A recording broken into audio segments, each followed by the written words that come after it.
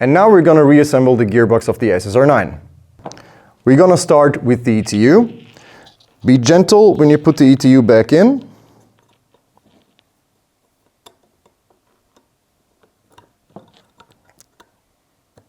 Okay. Make sure that the ETU is actually really in place before you add the screw, otherwise you're going to damage the ETU, and this is something you do not want to happen. So I'm holding down the ETU, and now I'm adding the screw.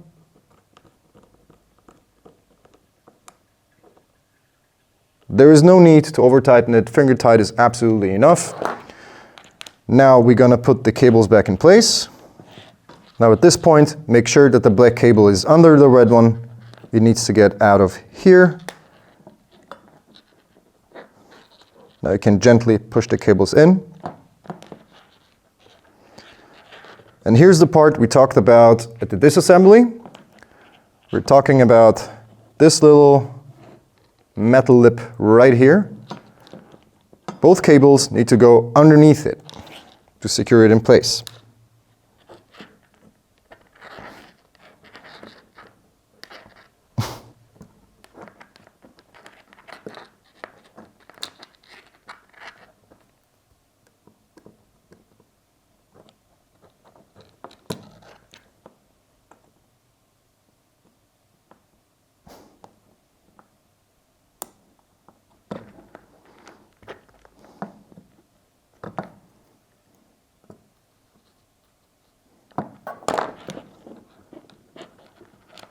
All right, that was the ETU.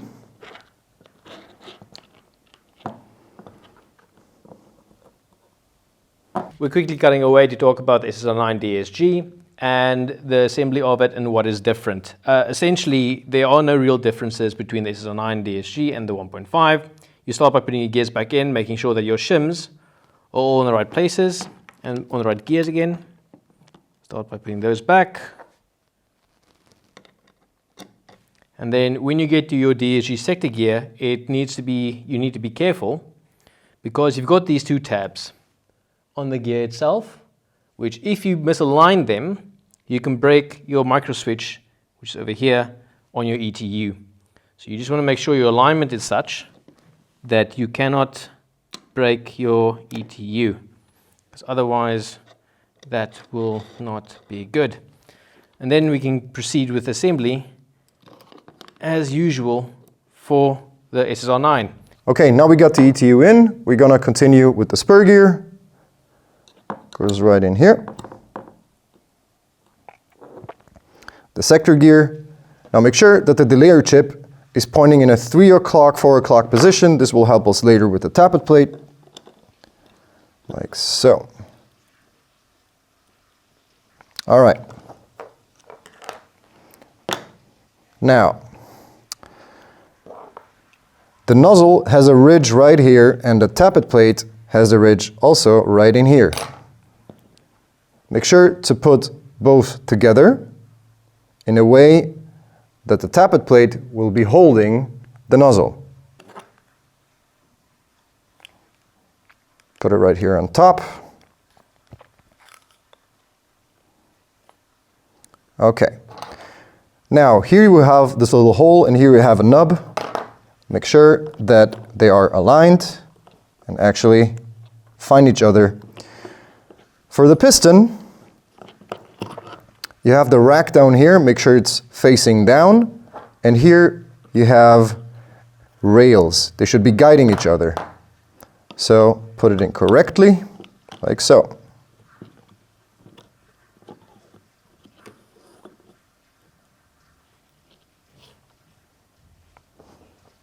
Now you can attach the spring to connect the tappet plate with the gearbox shell.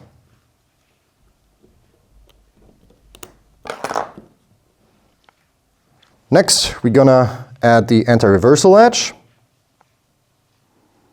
and its spring. Hold the anti-reversal latch on the long pole. Make sure the short pole is sticking out. And to add the spring, hold it like this.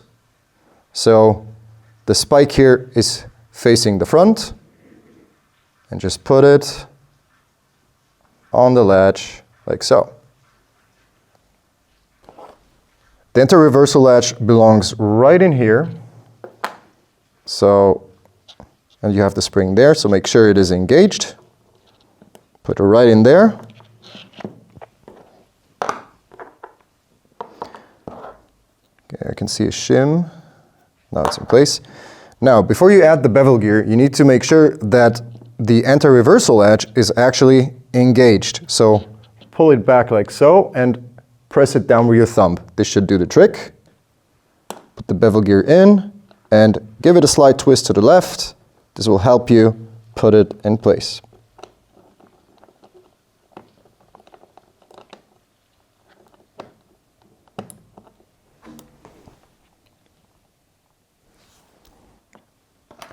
The anti-reversal latch will most likely jump out every now and then. This should not stress you now. If it happens now, doesn't matter. We can, in the meantime, put the trigger back in. First, put the spring in.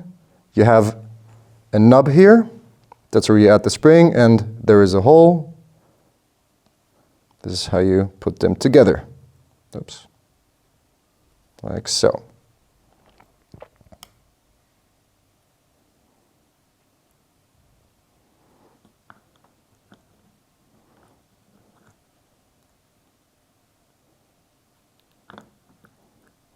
Make sure the spring is engaged when you put the trigger in.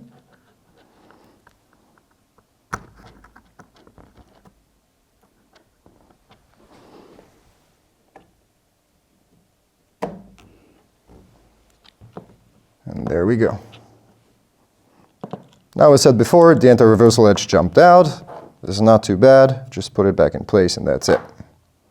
If you have too much lube on your fingers or too much grease, just dry them off. This will help you assemble it and make things a lot easier. All right, here we go.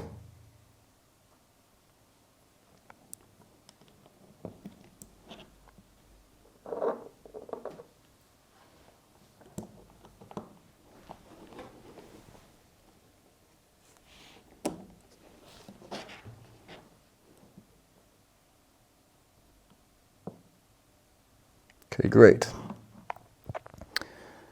Before we put the lid back on, make sure that the shims are in the correct place. Whoop. Right on the bearings, and make sure that all the cables are in place. We don't want to pinch them in. This will damage the ETU and the cables, and it will create a mess. What I like to do now is first align the top lid with the anti-reversal latch, because this one, as we know, is prone to jump out. Oh, already jumped.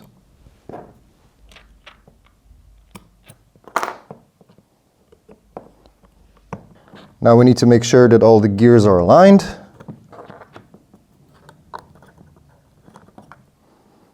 Next thing, also make sure that from the selector tab, this part is actually inside the gearbox. All right, the gearbox is closed. We're gonna put the screws back in.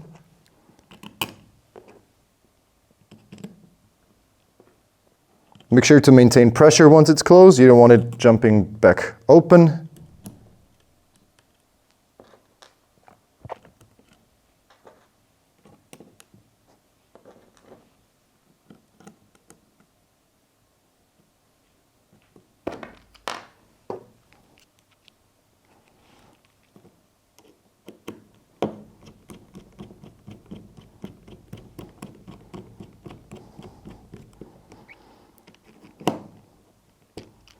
Secure a couple of them just so you don't need to apply pressure anymore.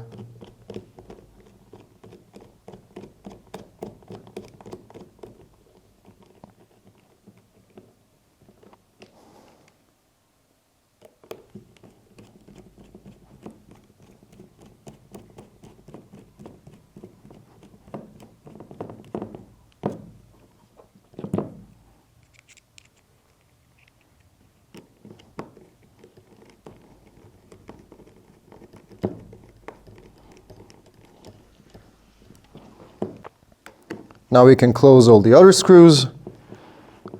As before, don't over tighten them. There is no need to do that. Just finger tight plus should be enough.